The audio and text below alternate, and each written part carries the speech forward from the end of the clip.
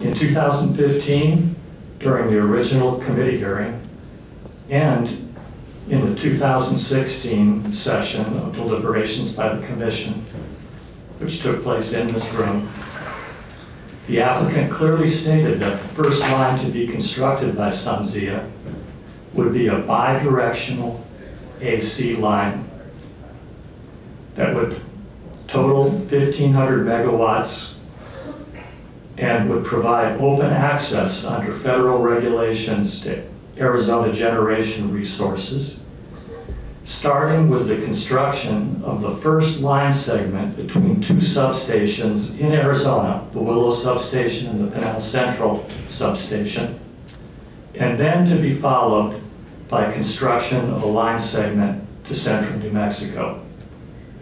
Commissioners made their decision based on that assumption. The plan for the first line has changed substantially.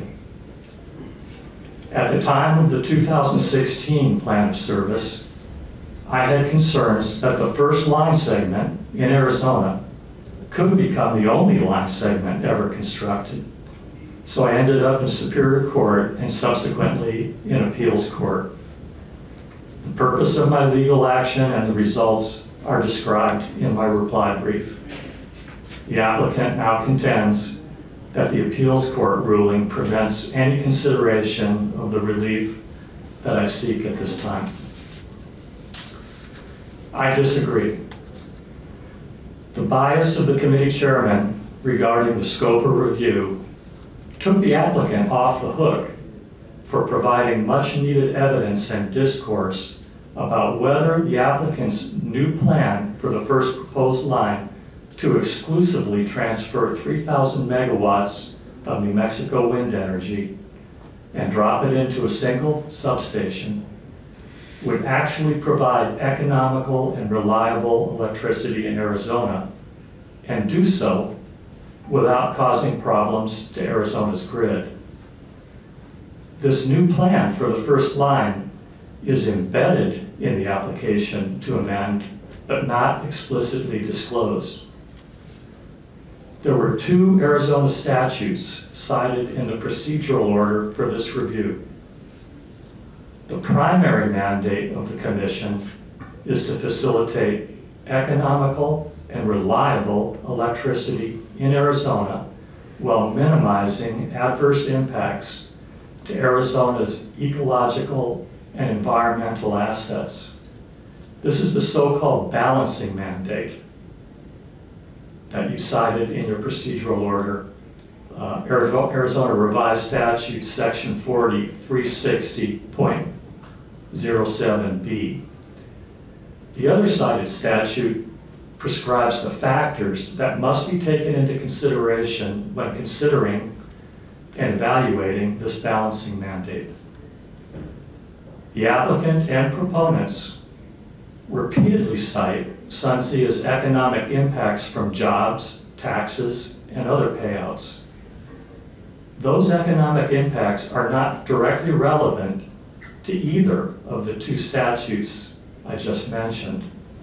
The Commission's charge is to facilitate economical electricity in Arizona to the ratepayers, not to take a head count of who will benefit economically and who may suffer as a result of construction of the two lines in Arizona. The applicant's brief and reply brief cited post-hearing public comments.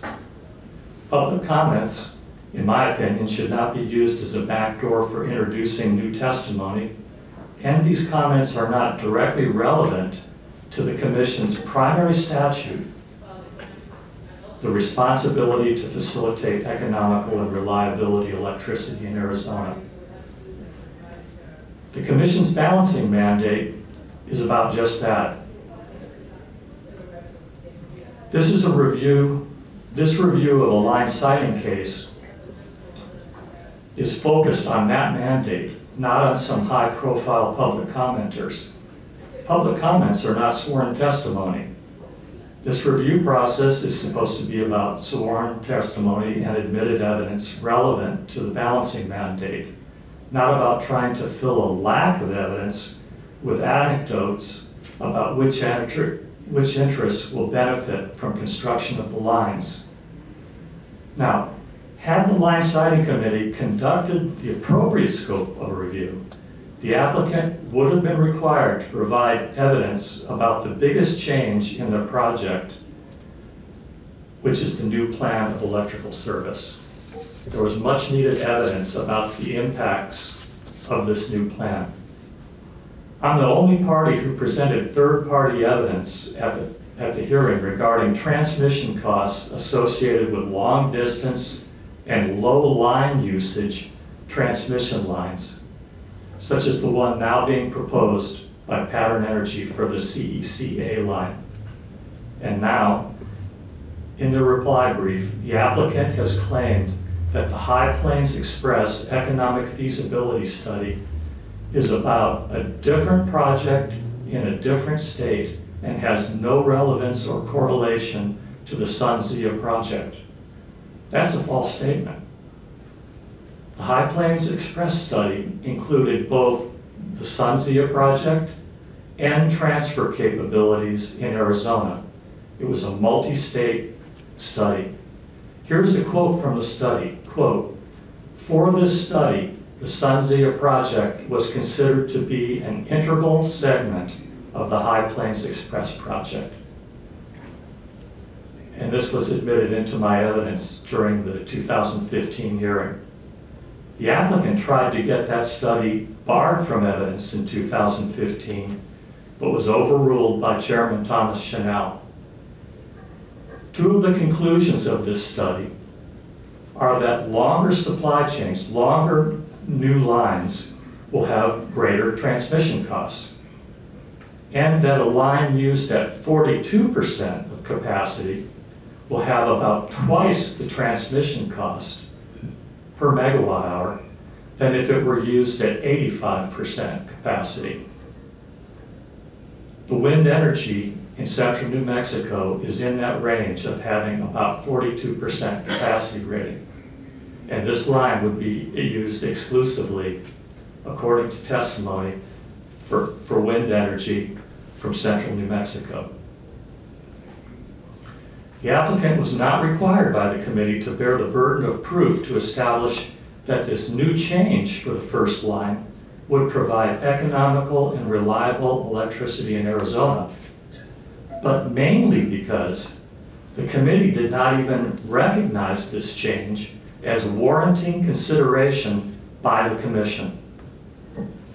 The focus of the committee hearing was restricted to three narrowly defined changes in the application to amend. As a result, the applicant's only testimony related to delivery costs came from the owner of the first proposed line, Pattern Energy, with their project manager, Kevin Wetzel, stating that he felt the line could provide a good value proposition in Arizona, and that certain large data centers may be interested in paying the cost. This can't be considered third-party evidence relevant to the average cost of electricity to ratepayers in Arizona.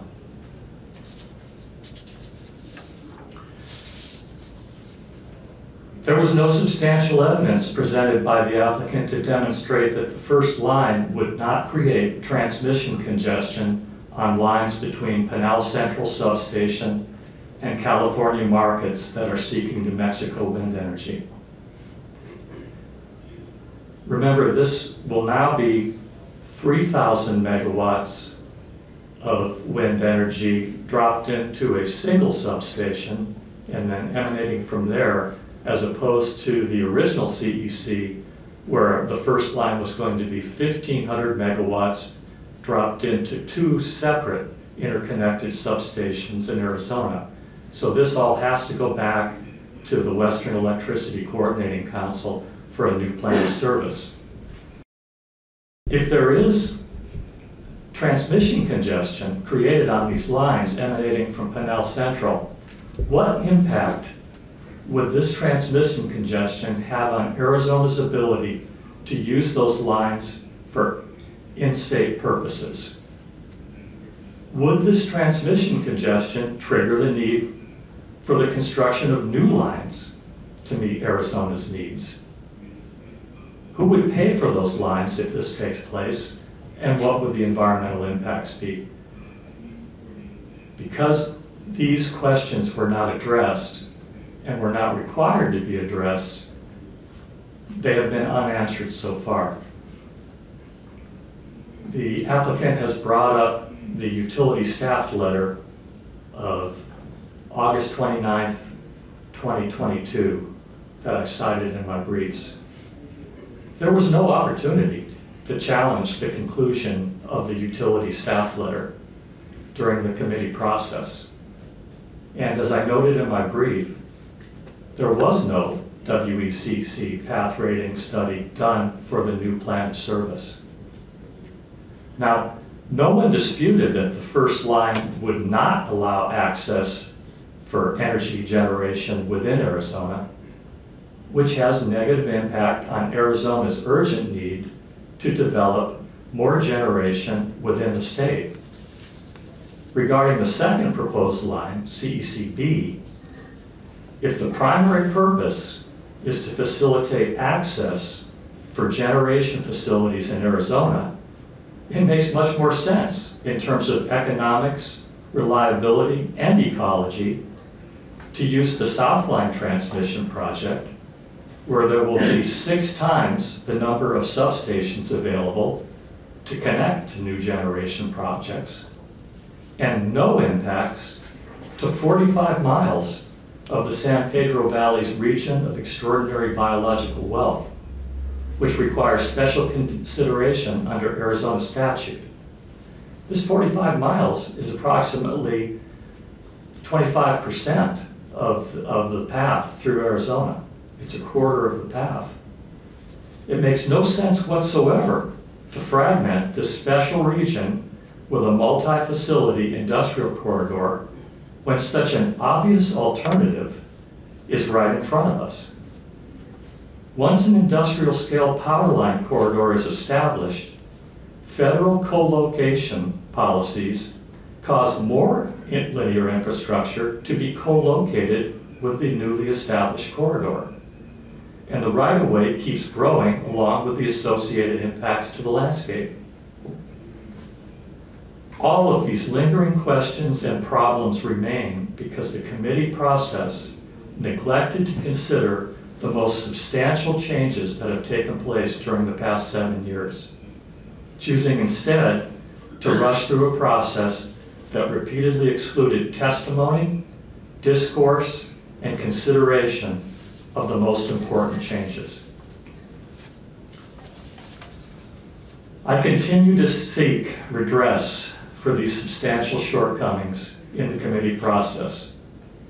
In the absence of this redress, in the absence of requiring the applicant to provide evidence that their new plan of electrical service would facilitate economical and reliable electricity in Arizona, in the absence of the applicant and the committee even recognizing that this new plan for the first line to be constructed is a substantial change, the Commission cannot conclude that this project will fulfill the balancing mandate in Arizona. This is why I requested this review. The proposed order resulting from this review, I feel, should reflect the problems and the shortcomings of the line siting committee process so that the Commission will be fully informed of the uncertainty they face with this decision. I agree with what the Commission Chair stated back in 2016 when he said that this is not a must-have project for Arizona. The evidence regarding the new plan of electrical service indicates that this project will benefit export interests in New Mexico. It'll benefit import interests in California, corporate interests based in Canada and San Francisco, but will cause long-term impacts and problems to Arizona's grid and Arizona's most valuable region of biological wealth and mitigation offsets. Offsets that have benefited the economic well-being of the entire state. Arizona should not be treated as a third world pass-through state. The Commission must abide by their statutory balancing mandate. And I will continue to urge the commissioners to rescind the 2016 CEC and focus their efforts on electrical projects that will benefit Arizona's interests to the same or higher degree as interests in California. We have clean energy resources right here in Arizona. Those resources urgently need to be fully developed because they're located in close proximity to our ratepayers, thus reducing transmission costs and providing local resources that can maintain basic services during large-scale multi-state outages. If Arizona chooses to participate in the construction of new interstate transmission lines, those new lines should benefit Arizona's interests to the same degree or higher as interests in other states. The proposed SunZia project does not meet that standard.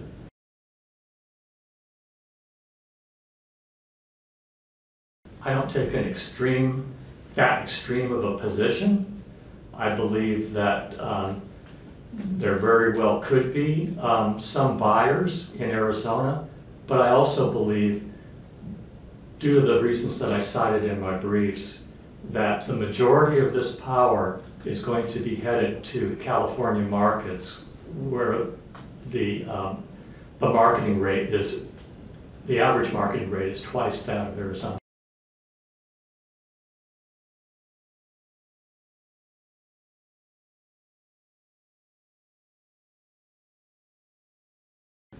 I think increasing renewables is very beneficial, but more and more I think that we need to be depending less and less on very long supply chains for renewable energy because of this problem of needing resource diversity on long lines. And this is the basic problem that was pointed out by the High Plains Express project, is that when you get into lacking that resource diversity, your transmission costs go way up. The other problem is that with the rolling brownouts and the sorts of real reliability issues that Arizona needs to prepare for, the closer we can get our renewable energy resources to the load that they serve, the better we'll be prepared in various communities throughout the state to respond and be resilient to those outages.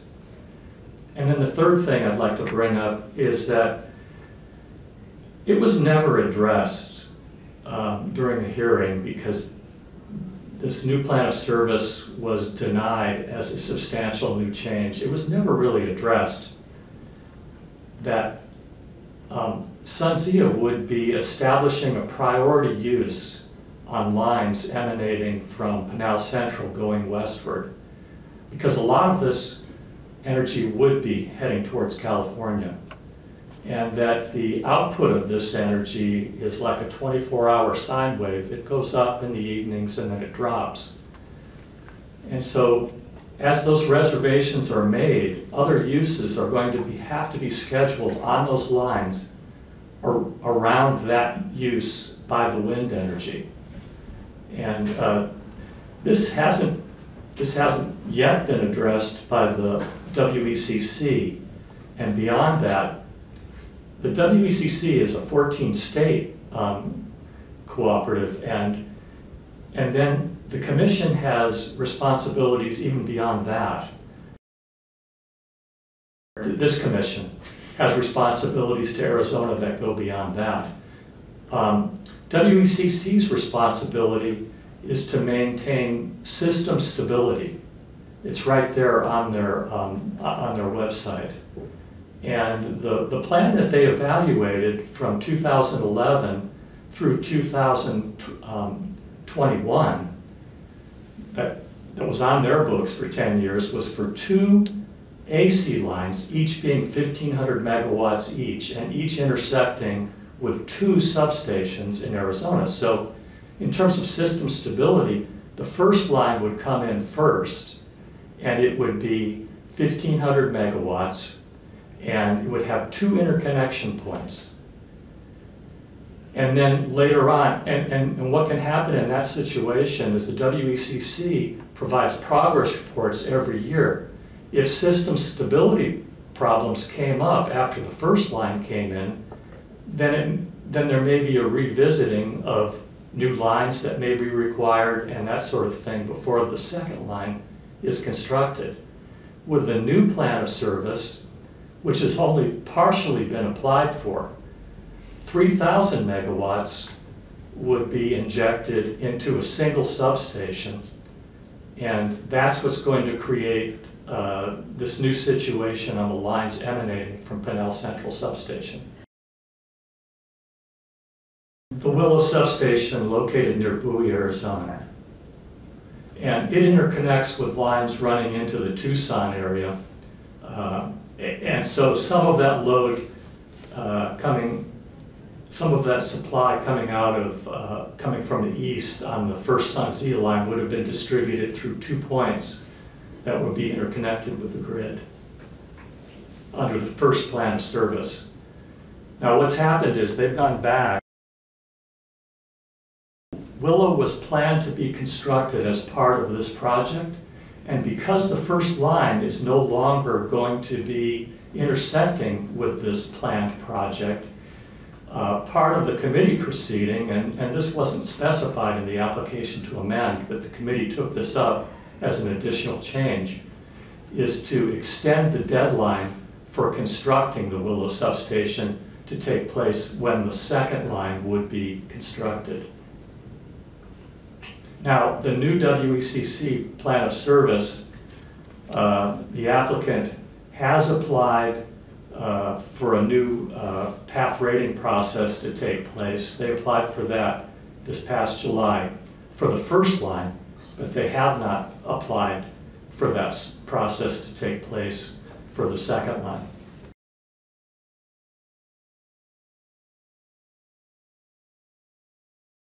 To my understanding, you can't start construction. They have intentions to go through the WECC process, but that process was just started, and it was, I believe, witnessed Mr. Etherton's testimony that he thought it would take about 6 months. I don't really know beyond that.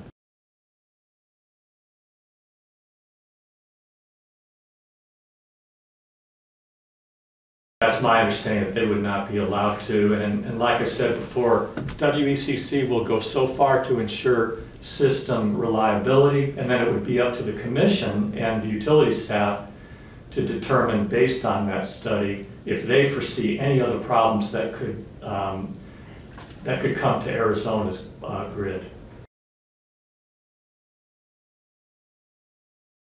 So that's a sign up, okay. It's just,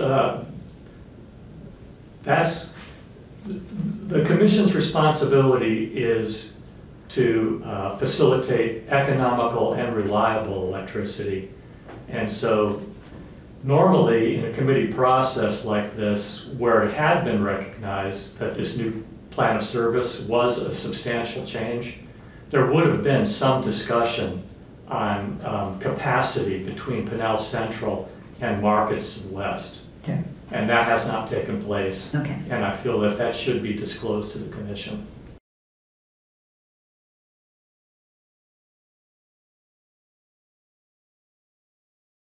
In the language of the CEC, the one place that you see reference to the original WECC plan of service is where it says on page 4 that both lines would intersect 2 substations in Arizona.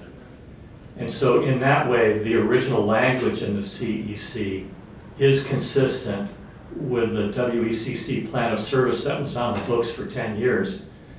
However, it was stated both in the committee hearings and in the commission deliberations that the first line was going to be a 1,500 megawatt AC line that would provide access to Arizona generation resources. And it was also stated that the first line segment was going to take place between Pinal Central and Willow Substation. This has been fully documented in the record, and I've also documented in my brief that this took place in the 2015 committee hearing. Now, when the deliberations took place in this room, Commissioner Stump, for example, cited that bidirectional, accessible line as being part of the reason why he voted in favor of approving the process, of approving the proposed project. And this was only a 3-2 vote. And under the criteria for determining a substantial change, you have to look at how the decision makers, the parties that were involved, could have been influenced by the new information, by the variance from what was presented to the Commission in 2016.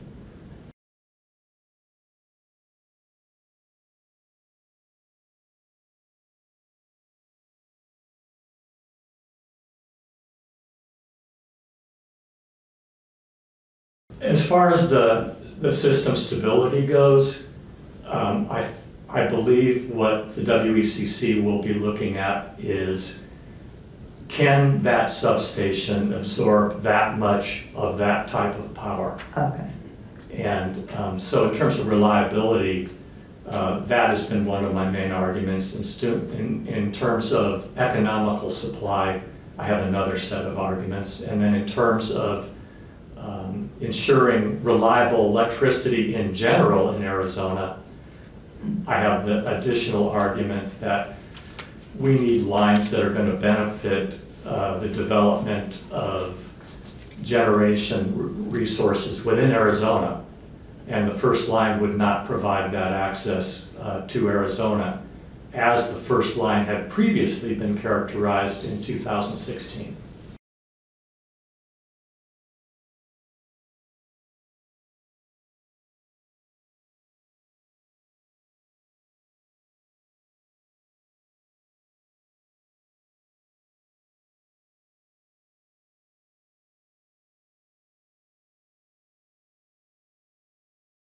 It was explicitly stated that the DC line, if they exercised the DC option on the second line, it was explicitly stated that it would not intersect with the Willow substation.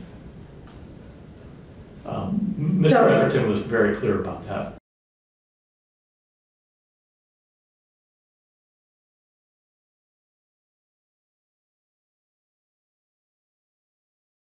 Remember, my main argument is that the plan for the first line has changed substantially, and that the original plan involved in phases of implementing this project, and this is a way that you can gradually assess what is going to be the impacts of importing this much wind energy from New Mexico. And so what wasn't discussed during the first hearing was having the first line be a DC line. That was not discussed. And that's a huge change. And the other thing that I think to remember here is that the first line appears to have financial backers ready to go under the new plan of service. The second line is quite speculative at this point. It may or may not be built. And they haven't even approached the WECC yet to try to get a reliability path line rating for that, and that there's a very good alternative for that line. So what I'm getting at here is that That's the fundamental change that I'm focusing on here, is this change for the first line. It was stated during the 2015 committee hearing that this was going to, the first line was going to provide access benefits within Arizona. And the project manager at the time, Mr. Ray, stated that there was even a possibility that both lines could be constructed as AC, and then there are conversion possibilities to convert the second line.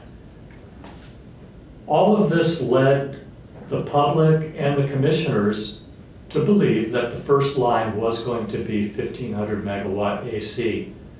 And because the committee this time around did not consider that to be a substantial change, we didn't get into the details of discussing what those impacts would be on what had previously been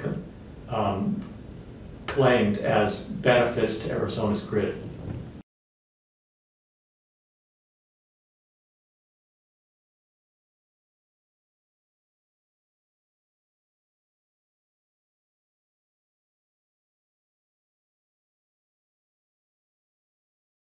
The scenario that I thought of is that if new lines have to be constructed in order to meet Arizona's needs, that could fall upon the ratepayers.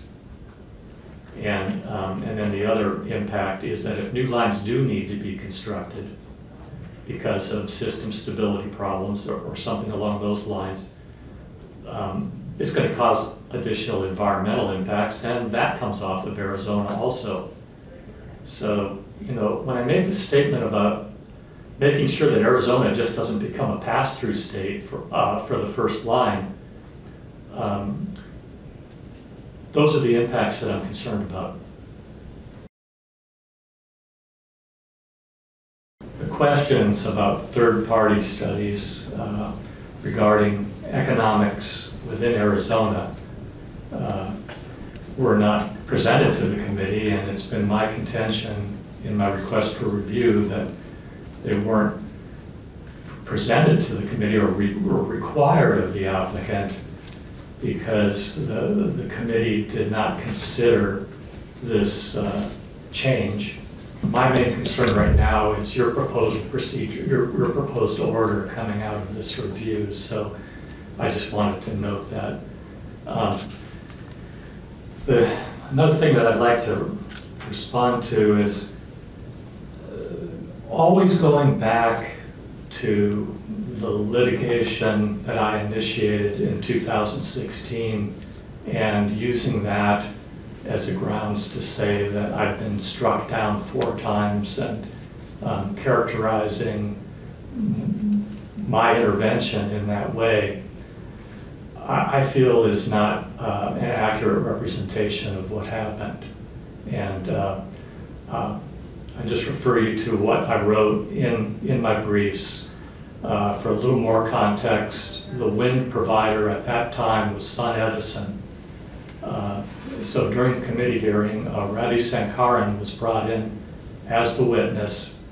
SunEdison was presented as another large renewable energy supplier that had an excellent record and was a Fortune 1000 company and was rock solid. And that company, within weeks after the commission decision, went into bankruptcy. So this all contributed to my concern that the only line segment, it could turn out that, and I knew that SunZia had invested a lot of money in this planning and permitting process. And I've introduced into evidence the CEO, David Getz, the interviews that he's done recently, saying that you know, he would never embark on one of these lines proposals again because it does involve an enormous amount of investment in planning and permitting. And so my concern at the time was that if SunZia wanted to recoup some of that investment that they made up to that point, which I think was in probably the $50 million bracket, that they may end up just constructing that first line segment between Bowie at the Willow substation and the Pinell Central. And knowing that Cy Edison was out of the picture, I embarked on this legal effort, and then it morphed into an appeal to the Court of Appeals because a false statement was made during the Superior Court proceeding where the ACC attorney claimed that SunZia had already received all of their permits in New Mexico.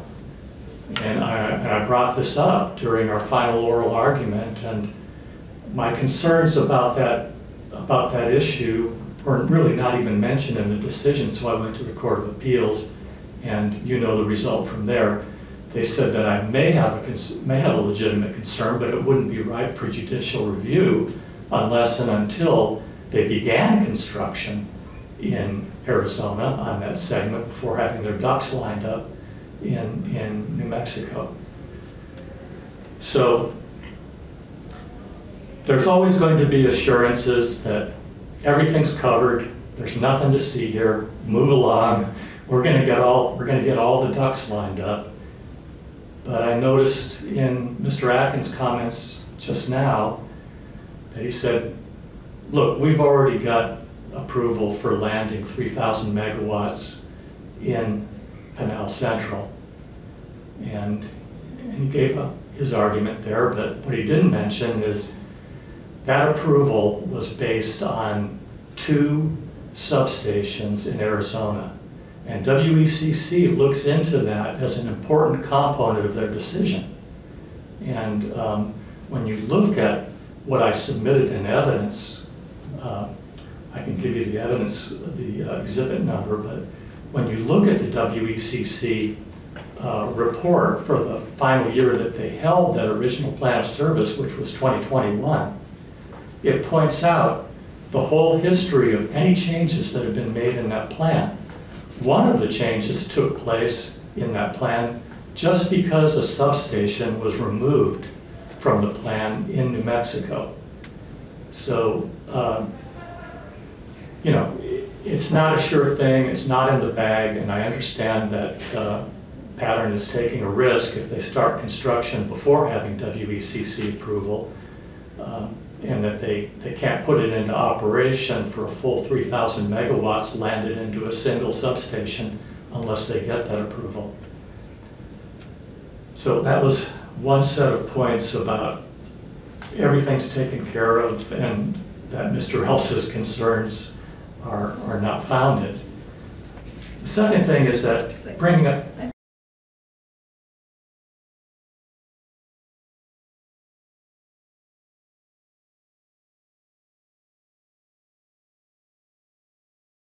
well, I think for system stability, they look at the number of interconnections that a line has. And when you have something like what's being proposed here, it's a tie line.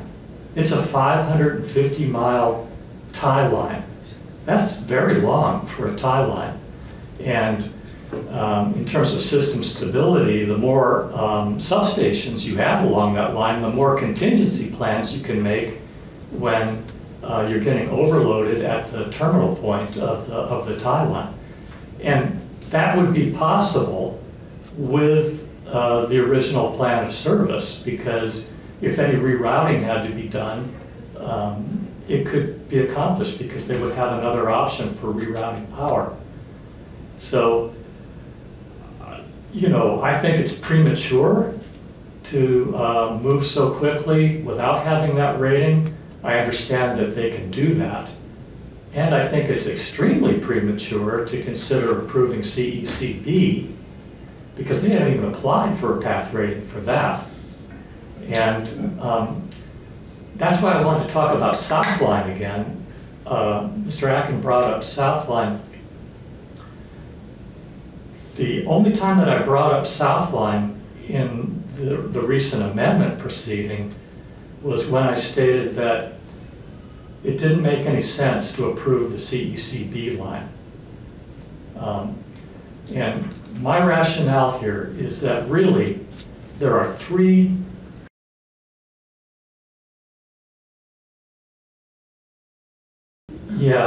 well, let me put it in this context. The way I see it right now, there's going to be 3 CEC decision numbers associated with this docket. There's the original one, 75464, for the 2016 decision. And now, because of having 2 recommended orders from the committee, and assuming that you will continue with that approach of having 2 recommended orders, one for CECA and one for CECB, really the commission is looking at all 3 of those CEC decisions. And one thing that I see is that I'm not saying we should, that the commission should deny the amendments that are explicitly stated in the application to amend, because if both of them were denied, it would revert to the 2016 CEC, which has a DC design that, from my reading of the evidence, is untenable at this point.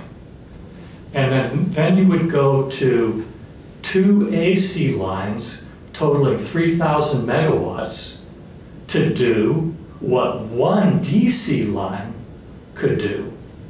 And with my main concern being impacts to a region of extraordinary biological wealth, I would much rather see 1 DC line than 2 AC lines fulfilling Pattern's objective of exporting this wind energy out of New Mexico. So it's more complex than me just being, against one or against the other. When it comes down to CECB, there's a clear alternative here, and that is the Southline project. We were promised here in Arizona during the first process, we the public and the commissioners, that this first line was going to facilitate access for qualified resource zones in Arizona for renewable energy production. And Mr. Ray at that time said, particularly along the I-10 corridor. That's exactly where the Southline project is located. It has 6 times the substations available to do that job. And I think CECB should definitely be denied, no matter what comes out of this. And I'll advocate for that before the commission if I'm given the opportunity to speak. So that sort of clarifies my position. I do have remaining process concerns about the way the committee process was conducted. I do believe it was prejudicial. I do believe that the chairman made up his mind starting at pre-filing that this thing was going to be exactly held to the parsed language that was put into that application to amend, and that in turn prevented me from presenting other alternatives to what was being proposed.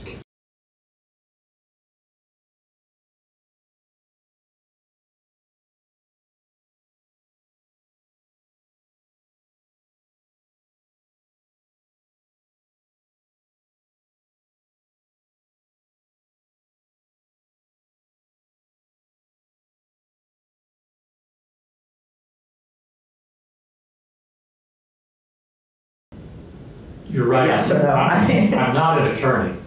And if that's what it meant, if that's what that decision meant back in June, I think it was the wrong decision. And I would have to do some consulting to find out if I have any other options to pursue regarding that decision. you're right. You know, I'm not an attorney, and you know, frankly, I've been at a disadvantage for that purpose, and the public tends to be at a disadvantage. One thing that we're learning recently is, as we've gone out to seek attorney advice, most utility attorneys, I mean, and believe me, we've put out a very strong effort since the conclusion of the line siding process. Most utility attorneys have either had some connection with the SunZia project during the last 16 years, or they don't want to touch what we have as a public concern over a region of extraordinary biological wealth, because it'll hurt their future income stream from the big corporate merchant proposers. And so we're in a very difficult situation trying to get legal advice. We have been getting legal advice through the Arizona Center for Law and the Public Interest, but Tim Hogan ran into health problems. He's trying to retire from that effort, is my understanding, and they really don't have anybody to replace him at Arizona Center for the Law and the Public Interest. But I will continue to seek consultation, at least, with somebody who can address the point that you just made.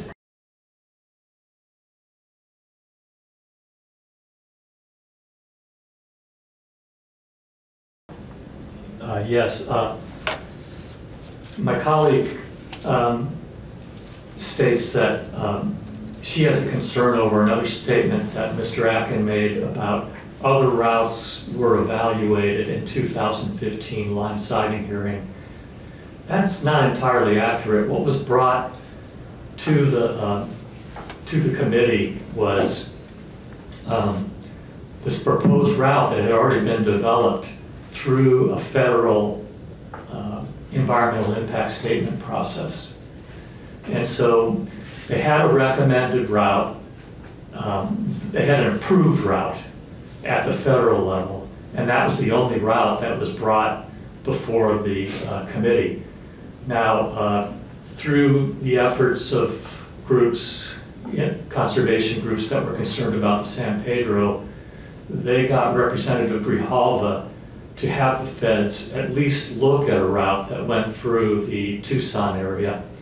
And the 2015 process did take a field trip through that area and looked at those possibilities. And the committee decided against that particular option, but other than that, that was the only consideration of other routes. In my testimony and in Mr. Meter's testimony back in 2015, we pointed out that there were routes in Arizona that could be 100% co-located with existing power line, extra high voltage power line corridors. But it was considered too late because of the federal approval process. I tried to bring that up again in this process and was barred from doing so. I tried to bring it up in the context of, okay, now we have a first line that has far less benefits, possible detriments to Arizona's grid, and I was barred by the chairman from introducing that testimony again.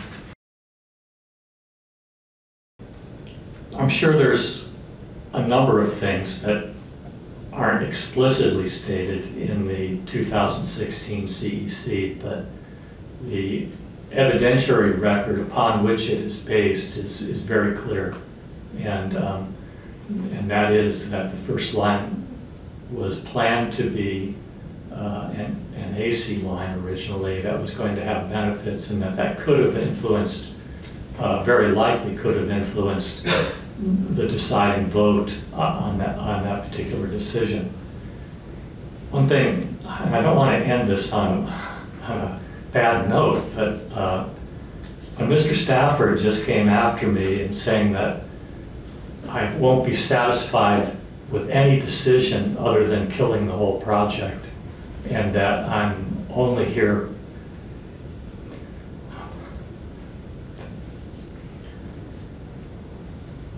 that I'm only here to protect my little neighborhood.